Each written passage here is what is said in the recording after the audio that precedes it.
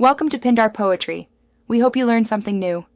You start inside Telegram, open the app and navigate to the chat or gallery where the image lives.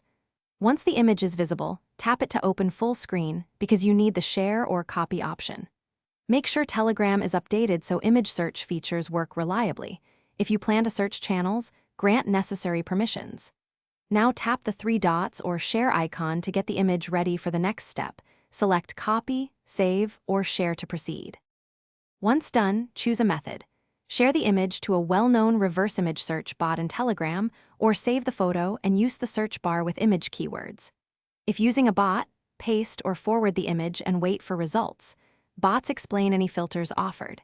If searching channels, type concise keywords that describe the image and add channel or group names to narrow results. Make sure to use quotation marks or exact file names when necessary to refine match. Finish by reviewing return matches. Inspect source messages, link channels, and visually similar images to confirm identity. If results are vague, retry with a higher resolution copy or crop the subject to remove background noise, then repeat the share or search. If nothing appears, make sure the bot has permission to receive media and your connection is stable. Consider trying a different bot or performing a web reverse image search outside Telegram for broader results.